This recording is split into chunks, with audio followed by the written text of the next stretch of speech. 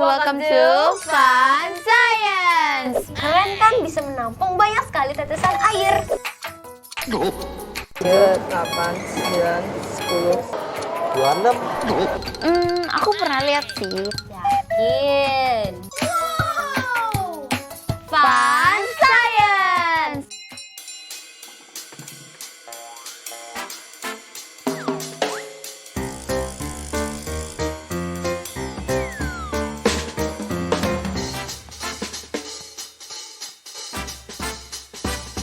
Hai friends, welcome to Fun Science. Bersama aku Brenda. Aku Leandra. Di acara kesayangan kita yang pastinya membahas ilmu pengetahuan yang super fun. Bener banget nih. Nah Brenda, aku hari ini akan menyiapkan koin dan juga air.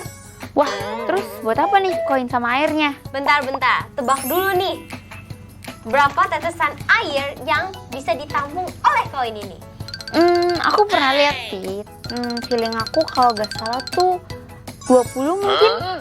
Oke, ntar kita buktiin ya. Tapi sebelumnya kita harus tanya friends dulu nih. Kira-kira friends tahu nggak ya? Yuk. Yuk. Jadi di depan kamu udah ada koin, ini koin biasa, sama ini air biasa juga. Nah, aku punya pipet di sini. Nah, menurut kamu, kalau aku tetesin airnya ke koin ini, kira-kira dia bisa menampung berapa tetes air sih jumlahnya? mungkin sampai permukaan koinnya tuh udah penuh gitu. Jadi kalau ditetesin lagi dia bakal sekitar 3 sampai 5 tetes. Mungkin kira-kira 7 tetes. 7 tetes. Kita coba ya. 1, 2, 3, 4, 5. 7, 8, 9, 10. 23, 24, 25, 26. Oke, ternyata lebih ya Iya. dari yang kamu sebutin. Oke, aku mau tanya kamu nih, kenapa sih koinnya itu bisa menahan air yang jumlahnya cukup banyak ya? Menurutku koin ini bisa menahan tetes air karena juga dari samping koin-koinnya kan tidak flat. Ada seberapa seperti halangan di samping-sampingnya. Karena permukaan koinnya itu masih bisa menampung air lebih banyak, makanya dia nggak tumpah. Mungkin ternyata surface area dari koinnya lumayan besar. Terus airnya tidak langsung menyebar ke seluruh koin, tapi bisa bertambah di atas. Nah, itu dia. Wah, ternyata banyak banget ya tetesan air yang bisa ditampung oleh si koin ini. Padahal kalau kita lihat nih, koinnya itu tuh diameternya tuh nggak sampai 5 cm loh. Bener banget nih. Keren kan, bisa menampung banyak sekali tetesan air. Coba aja yuk. Yaudah yuk, aku juga penasaran nih.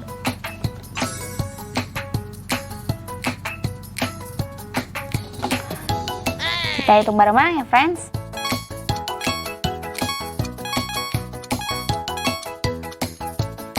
Belas, 14, 15, 16.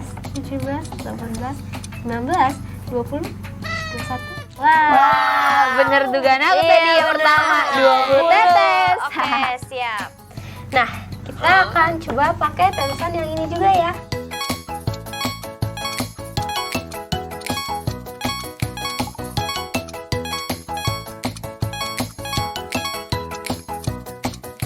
Wah, Udah udah bocor. bocor.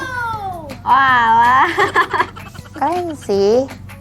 Tapi aku sebenarnya masih bingung sih kenapa tetesan air ini pada udah banyak tapi masih bisa ditampung sama kedua koin ini nih. Oke, kamu tahu dong kita harus tanya siapa? Tahu banget dong. Jelasin dong. Halo friends, begini penjelasannya. Percobaan tadi berkaitan dengan tegangan permukaan. Walaupun molekul air memiliki muatan netral secara keseluruhan, air termasuk molekul polar yang memiliki muatan positif dan negatif di sisi berbeda. Gaya kohesi atau gaya tarik-menarik antar molekul air terjadi begitu kuat, sehingga menimbulkan semacam kulit pada permukaannya. Saat tetesan air ditambahkan, daya rekat antara air dan koin menjaga air agar tidak tumpah. Meski gaya kohesi tersebut kuat, air tetap akan tumpah.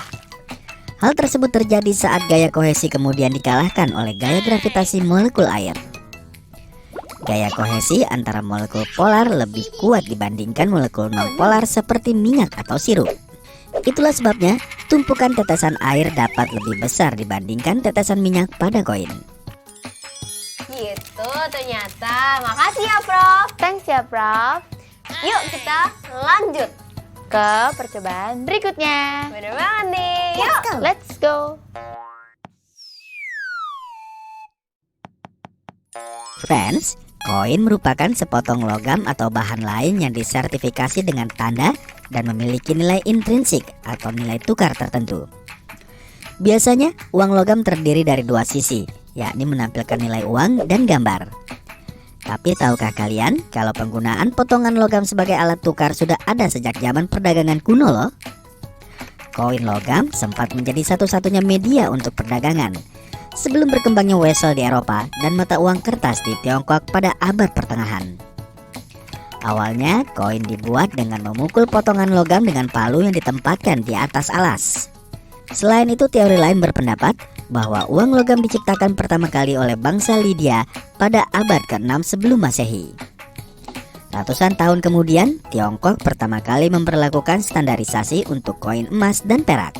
Hingga sekarang, meski penggunaannya berkurang dalam berbagai transaksi komersil, koin nyatanya masih diperlukan dalam perekonomian modern. Brenda, nah hari ini sekarang aku udah nyiapin botol ini, terus air dan juga pipet koin. Nah, kira-kira kalau misalnya aku taruh koin ini di atas gelas, habis itu aku taruh di atas air, habis itu aku tetesin air, apa yang akan terjadi? Ya nggak bakal terjadi apa-apa sih kalau menurut aku.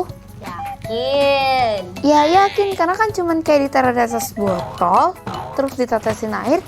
Ya udah, kalau nggak airnya tumpah, ya mungkin koinnya masuk. Tapi kayak nggak logis sih, karena kan tutup ininya lebih kecil ya daripada koinnya. Oke, tapi sebelum itu kita lihat video yang ini dulu. Boleh? Yuk! Yuk!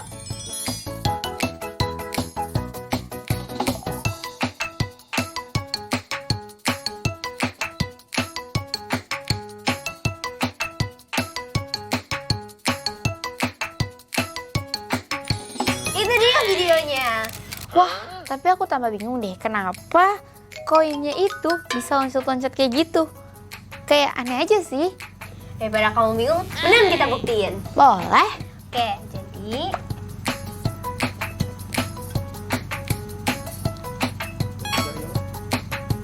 kita tetesin ya.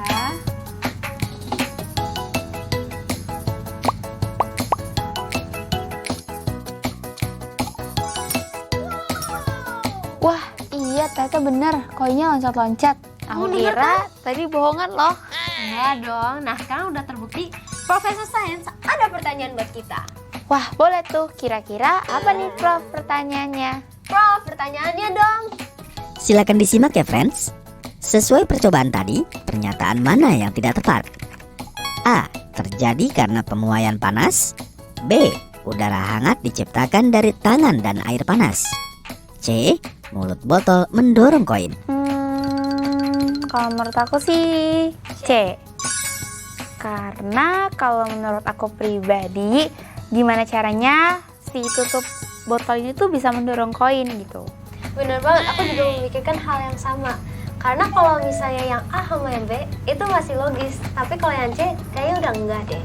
Oke, jadi kira-kira apa nih, Prof, jawabannya? Yang benar adalah C. Mulut botol mendorong koin. Yeay, kita benar-benar.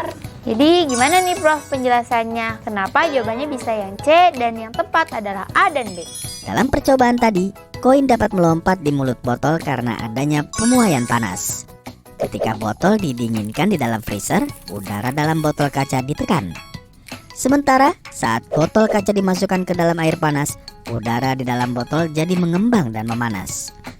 Begitu pula saat tangan kita menghangatkan botol, tekanan dalam botol akan meningkat. Jika tekanan udara di dalam botol lebih tinggi daripada di luar botol, udara di dalam akan terdorong keluar. Itulah mengapa koin akan terdorong naik dan seperti melompat. Meski begitu, ketika suhu udara di dalam botol sudah sama dengan suhu di luar botol, koin akan berhenti melompat. Oh gitu, thanks ya, Prof. Thank you banget nih, Prof. Nah, Brenda, kalau kita pikir-pikir kalau misalnya kita menyimpan koin kan lama-kelamaan jadi kotor. Iya. Nah, sekarang aku mau kasih tahu kamu tips cara membersihkan koin. Bisa ya? Bisa dong. Yuk. Yuk.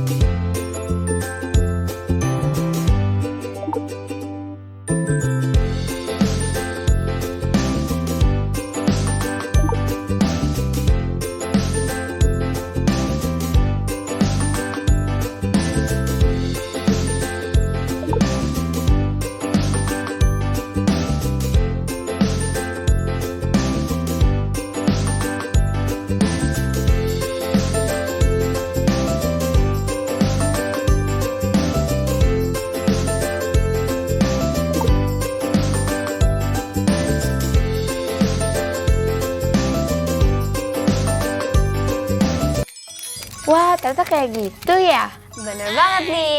Nah, bahan-bahan yang sederhana kayak gini aja bisa buat jadi pembersih. Iya, Friends juga bisa cobain loh di rumah. Bener banget nih, kamu tahu nggak caranya gimana? Gimana tuh? Nah, jadi prosesnya adalah tadi aku menggunakan garam dan cuka yang bersifat asam. Oh, jadi kotorannya itu keangkat karena ada percampuran dari pembersihnya yaitu yang bersifat asam ya? Iya, nah itu kita sebutnya reaksi. Nah, makanya friends, tonton terus Fun Science! Bersama aku Dan Brenda. aku Lena, see you next